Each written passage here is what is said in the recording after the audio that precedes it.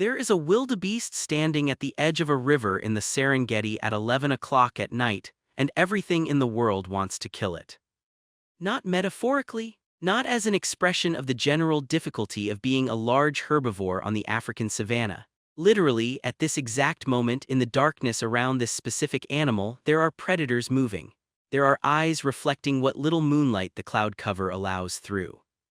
There are noses reading the wind for the scent of this wildebeest, this particular one, the one standing at the river's edge with its legs locked tight and its nostrils flared and every muscle in its body coiled between the impulse to flee and the desperate need to drink. It has not had water in nearly 18 hours. And it has been hunted continuously since sunset. Subscribe right now if you want to understand what survival actually looks like, not the sanitized version, not the highlight reel, but the full 12 hours, the real thing, the version that changes how you see every living thing you ever look at again. Let's go. To understand what this wildebeest is facing, you have to understand the landscape it is trying to survive in. The Serengeti, which spreads across northern Tanzania and into southwestern Kenya in the form of the Masai Mara, is one of the oldest and most complex ecosystems on the planet.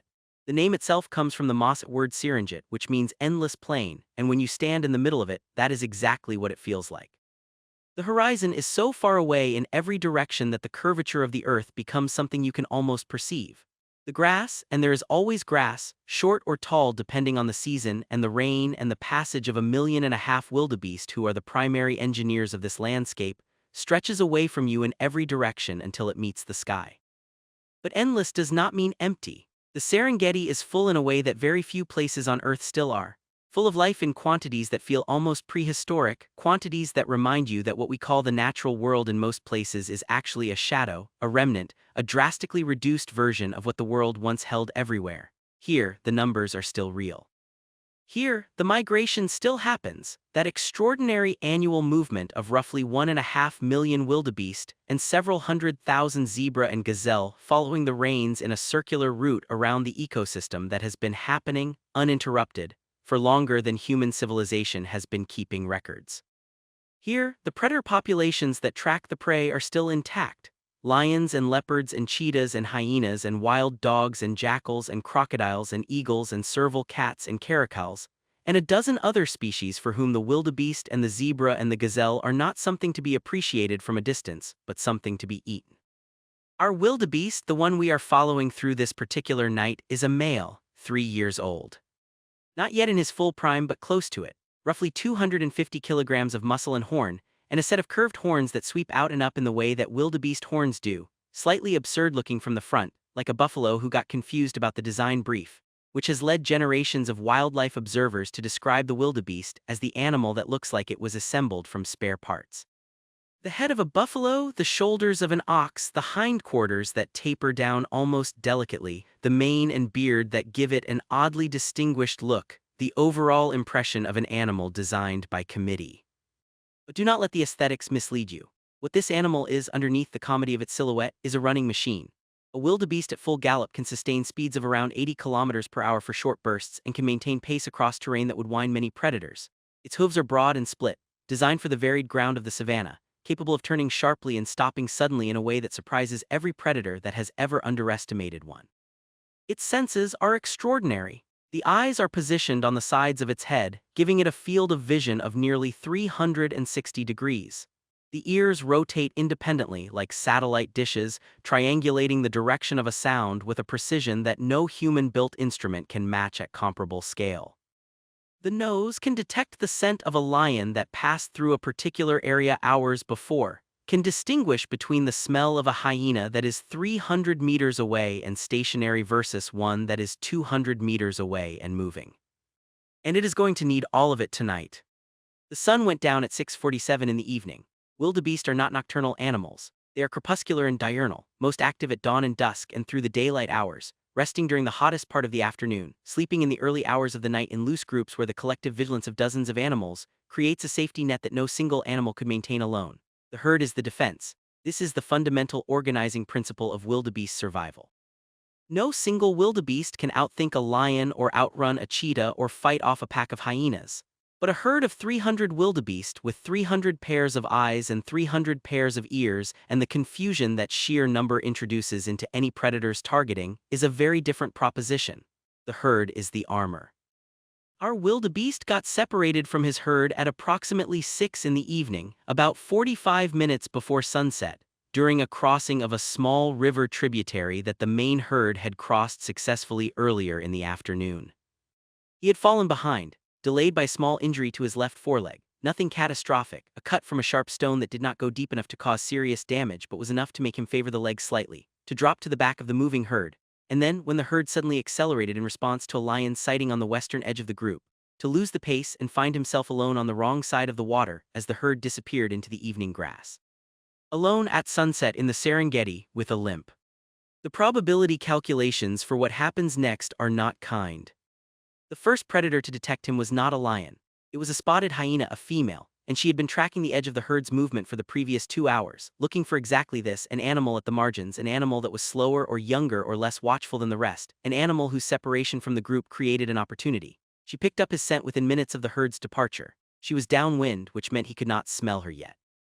She sat with her head low and watched him for nearly 20 minutes, assessing, reading his movement, calculating the degree of impairment in that left foreleg, running the kind of unconscious arithmetic of risk and reward that predators perform constantly, and that we watching from the outside tend to call instinct but is actually something closer to continuous decision-making informed by experience accumulated over years of hunting.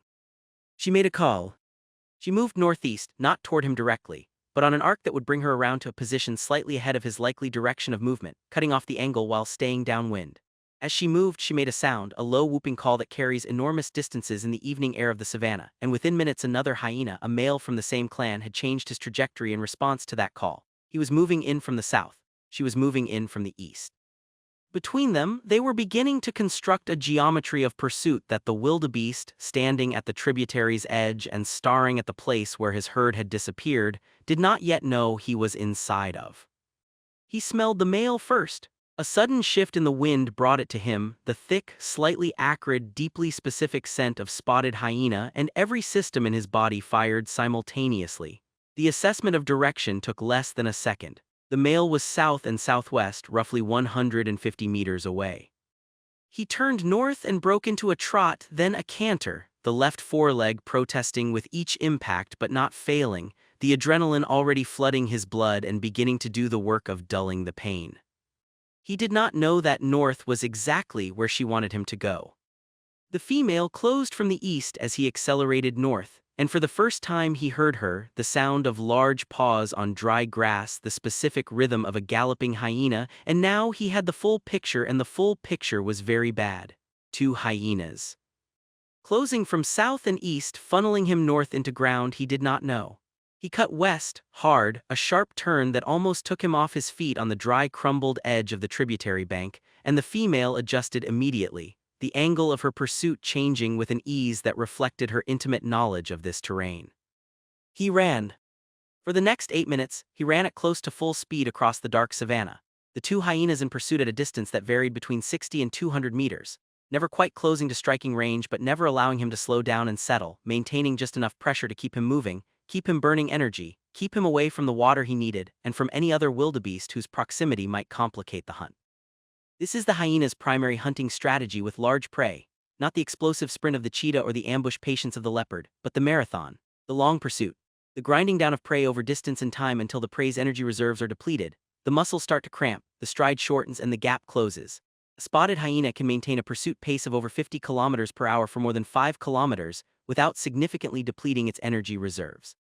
A wildebeest can run faster than a hyena at full sprint, but not for that long, and not when already tired and slightly injured, and not across ground broken by termite mounds and dried river channels and the holes left by aardvarks and the sudden drops and rises of a landscape shaped by millions of years of rain and sun and the movements of countless animals. At the 8-minute mark, something happened that changed the dynamic of the hunt entirely. A third animal entered the picture, but it was not a third hyena. It was a lion. Specifically, it was a young male lion, 3.5 years old, recently expelled from his birth pride in the standard way of lion social structure, forced out by the dominant males once he reached sexual maturity and now roaming solo or with a small coalition of other young expelled males, trying to establish himself in a territory and eventually attract or take over a pride of his own. He was not in great condition. He had not made a successful kill in 4 days, which is long but not yet critical for a lion who can go up to 2 weeks without food if necessary, though not without consequences. He was hungry, he was alert, and the sound of a hyena pursued in the darkness, the particular cadence of it, the direction and speed of movement, is a sound that lions learn to read early because it often points to prey that can be stolen. He was lying in long grass on a slight rise about 400 meters north of the wildebeest's current position when the pursuit began. By the time the wildebeest had been running for 4 minutes, the lion was on his feet and moving south toward the sound, low and fast, with the specific focused movement of an animal that has made a decision and is executing it. The wildebeest, running hard from the 2 hyenas, crested a small rise in the ground and for the first time caught the lion's scent. It hit him like a physical impact. Every wildebeest alive has the scent of lion coded into its nervous system at a level that precedes learning. It is not something they are taught. It is something they know the way they know to breathe, and the response is not fear exactly, though fear is in it. It is more like the total and absolute reorganization of every priority the animal has around a single imperative, which is to not be where the lion is. He turned east 90 degrees from his previous direction mid-stride. The turn was violent and his left foreleg buckled slightly on impact, and for one terrible moment it looked like he might go down. But he did not go down. He found his footing and he ran east, and the lion, who had been approaching from the north, adjusted, the young male's acceleration out of the grass clean and powerful, less than 300 meters between them and closing. The female hyena, who had been running on his eastern flank, found herself suddenly in the path of the lion's trajectory, and she pulled up, stopped, stood her ground for a moment in the way that hyenas will sometimes do, then decided against it and circled away. The male hyena continued the pursuit from the south, but the dynamic had shifted. The wildebeest now had 2 different predators from 2 different species in pursuit from 2 different directions, and each predator's awareness of the other was introducing a new layer of complexity into their strategies. The lion was fast and he was closing, 200 meters, 150. The wildebeest was running at his absolute maximum now, the left foreleg throwing up a slightly irregular gait that cost him small fractions of seconds with every stride, the lion's speed advantage being what it always is over short distances, decisive, 100 meters, 75. And then the ground changed. The wildebeest hit a section of the savanna that was crossed by a series of shallow erosion channels, parallel cuts in the earth maybe 30 centimeters deep and 2 meters wide, running roughly north to south, the accumulated work of decades of rain washing across a slight slope. For the wildebeest, who was running east, these channels ran across his path, and he adjusted his stride to jump them, the broad hooves and strong hindquarters of a wildebeest designed for exactly this kind of variable terrain. For the lion, running at full speed from an angle, the channels hit differently. He misjudged the third one, his front paws landing short of the far edge, and he stumbled, not a fall but a significant loss of momentum, 3 or 4 strides to recover while the wildebeest gained ground and gained it, and the distance opened from 75 meters back to 130 in those few seconds of recovery. The lion stopped. He stood in the darkness and watched the wildebeest recede. He was breathing hard, the sides of his flank moving in and out with a rapidity that spoke to the effort of the sprint. He had not caught the wildebeest this time. He had not caught it yet. The wildebeest ran for another 3 minutes before he dared to slow, and when he slowed, he did not stop. He maintained a fast trot, the sweat dark on his shoulders and flanks, his breath coming in long, ragged pulls, the dust he had kicked up settling slowly back to earth behind him. He was east of where he had started. He had no idea where his herd was. He was injured, thirsty, exhausted, and it was 9:42 in the evening. He had more than 8 hours until dawn. He was not alone in the darkness. Nothing in the Serengeti is ever alone in the darkness. He could not see most of what was around him, and he could not smell most of it because the wind, which in the Serengeti as in all complex landscapes does not blow in simple straight lines but swirls and eddies around features of the terrain, was carrying information to some of his senses and withholding it from others. What he could detect, working constantly with those rotating ears and that flared nose, was enough to keep him moving. Moving was life. Stopping was how you ended up in something else's stomach. The hyenas had not given up. The female had circled around during the lion encounter and was now positioned roughly 250 meters to his northwest, moving on a parallel track. The male was further back south-southeast. They were not in active pursuit at this moment. They were doing something that looks to a casual observer like they have given up, but is actually something else entirely. They were maintaining contact. They were keeping the wildebeest in their sensory field, tracking his movement and his direction, waiting for the moment when the balance of energy shifted enough in their favor to justify another push. At 10:15, our wildebeest did something that wildlife biologists who study predator-prey dynamics describe as one of the more counterintuitive survival behaviors they observe in prey animals under sustained pursuit. He slowed. Not because he had stopped feeling the pressure of pursuit, but because his body had done the calculation that his conscious mind, if we can call it that, had been refusing to do, which is that he could not maintain flight pace indefinitely and that the energy he was burning in sustained high-speed movement was itself becoming a survival risk. He needed to find a sustainable pace. He needed to manage his resources. He dropped to a walk, then to a faster walk, then to an irregular trot, ears rotating constantly, head turning to check his flanks, moving nor-northeast across a section of open grassland where the short grass of the dry season gave him good visibility and good footing. He was reading the landscape as he moved in the way that prey animals do when they are not in immediate flight, looking for the elevated ground that gives better sight lines, the open areas that reduce ambush risk, the water that he desperately needed.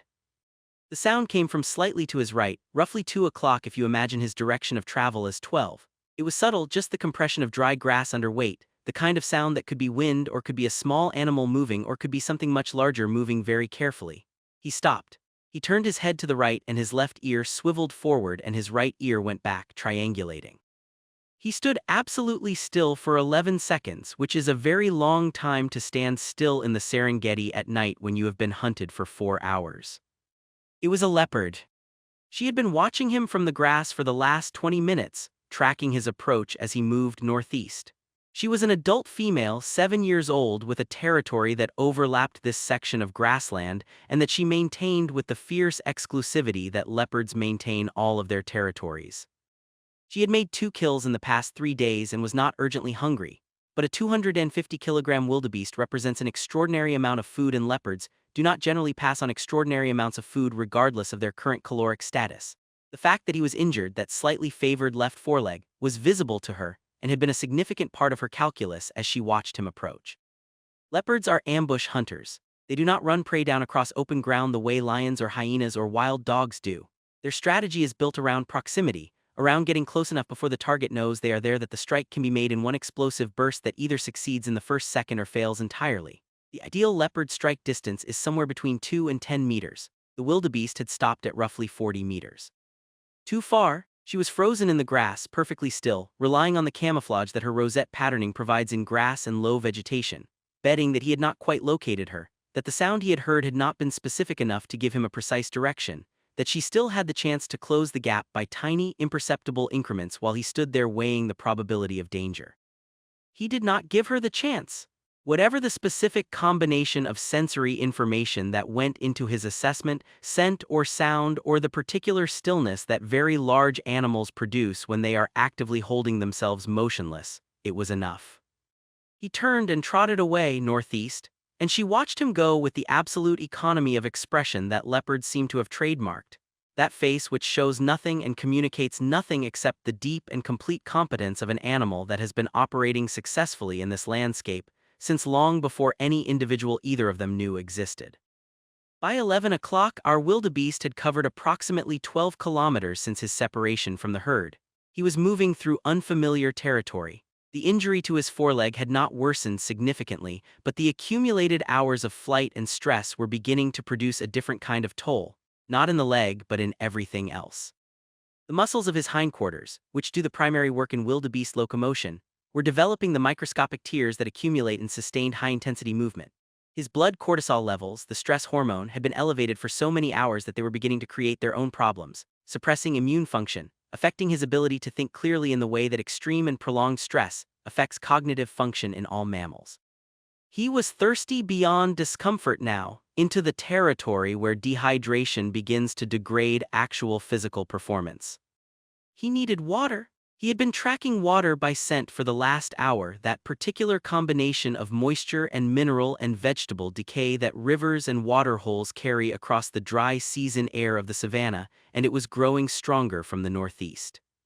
He was maybe 2 kilometers from the Grumeti River, one of the 2 major rivers that the wildebeest migration must cross in its annual circuit, and the Grumeti at this time of year was low and slow and clear in some stretches, brown and murky in others, and home to one of the highest densities of large Nile crocodiles in the entire Serengeti ecosystem.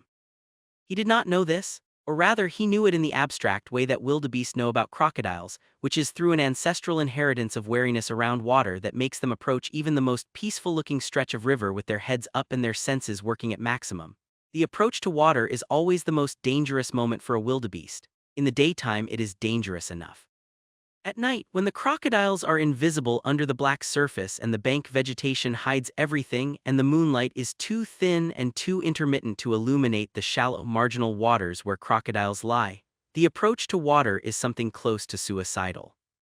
He approached it anyway, because the alternative to the river was dying of thirst, which at current rates of dehydration was a matter of hours, not days.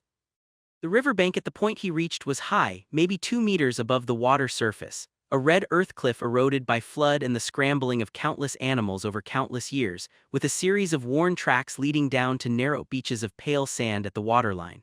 He stood at the top of the bank and looked and listened and smelled for a long time, several minutes. Long enough for the hyenas who were still tracking him to close their distance from 250 meters to approximately 180. Long enough for the night to seem to hold its breath. He could not see any crocodiles. This was not reassuring. You can never see crocodiles until you can see their teeth, and by then it is generally too late. He went down the bank on one of the worn tracks, hooves slipping slightly on the compacted earth, moving in short, careful steps with his head up and turned to look at the water. The surface of the river was dark and the slight current created patterns of shadow and movement that could be almost anything. He reached the sand and stopped at the very edge of the water, his front hooves touching the wet sand at the waterline, and he drank. He drank fast and hard, the way a thirsty animal always drinks, with an urgency that temporarily overrides every other instinct because the body has moved past the point where it can subordinate the need for water to the need for safety. The water was cold and clear at the surface and slightly muddy at his hooves where they disturbed the sand. He drank for perhaps 20 seconds. The crocodile that had been lying in approximately 40 centimeters of water at the river's margin, 12 meters to his left, had been aware of him since before he came down the bank. It had felt the vibrations of his approach through the substrate before he could have been detected by any of its other senses. It had watched his descent with eyes positioned at the very top of its skull for exactly this kind of situation, the surveillance of a shoreline from an almost entirely submerged position. It had been still in the way that only crocodiles are still, with a completeness that seems to transcend mere absence of movement and enter the territory of inanimate object. It began to move, not toward him directly, not yet. It adjusted its position in the water with a movement so subtle it barely disturbed the surface, a slight realignment of its body that brought its head into a better angle, that moved its mass from resting distribution to attack distribution in a process so gradual it was invisible. Our wildebeest lifted his head mid-drink. Some signal from somewhere. He looked left. The water was black and still and seemed perfectly empty, and he stared at it for 3 seconds and lowered his head and drank again. The hyena called, the whooping contact call carrying across the water from above the bank, 200 meters away, and it was enough. He flung his head up, turned, scrambled back up the bank with a clatter of hooves on loose earth, and was gone over the top before the crocodile, which had been perhaps 3 full seconds from its strike, had completed its preliminary movement. He ran south along the top of the bank, away from the river, which meant back toward the hyenas, and then cut west when the scent of them became specific and strong. And for the next 2 hours he moved across the landscape in a pattern that had no clear logic from the outside, but that was actually a continuous real-time navigation of threat vectors, moving away from what he could detect, toward the open and the visible, trying to maintain enough distance from the predators he knew about to give him reaction time against the ones he did not know about yet. It was an exhausting and ongoing and very slightly maddening thing to watch if you were watching it, which you would have to be from a very significant distance, and with very good night vision equipment, because the darkness of the Serengeti at night is not the darkness of a place with light pollution and clouded skies, it is the real darkness, the kind of darkness that still exists in very few places, and that is itself one of the most extraordinary things the natural world contains. Under that darkness the wildebeest moved, and around him the predators moved, and the whole complex negotiation of survival and predation continued in the dark with the same intensity and the same consequences as it had been continuing for millions of years before anyone was watching it. At 1:17 in the morning, something happened that changed the nature of the night.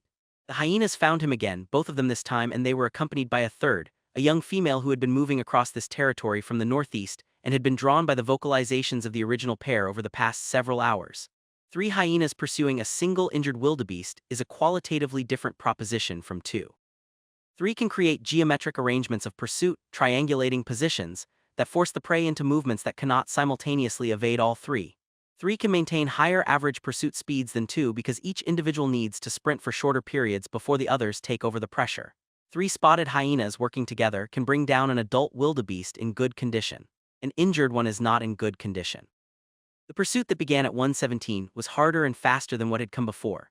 The 3 hyenas operated with what looks, from the outside, like coordination, though whether there is actual communication and intention behind it, or whether it is the emergent result of each individual following simple optimization rules that happen to produce complex collective behavior, is one of those questions that behaviorists have been arguing about for decades without resolution.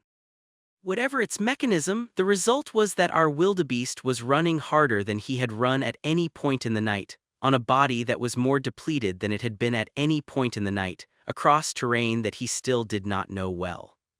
He ran east, he ran north, he ran east again. The hyenas were never far enough behind to let him slow.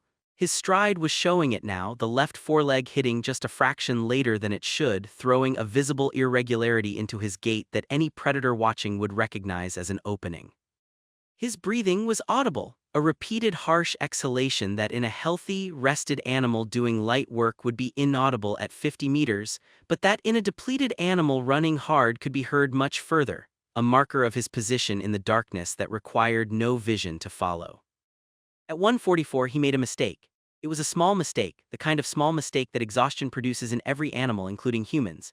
He cut around the upwind side of a dense patch of terminalia brush, maybe 20 meters across, a tangle of low thorny shrubs that wildebeest typically prefer to go around rather than through, because the thorns catch and the stems obstruct and the ground inside is uncertain. Going around was the reasonable choice.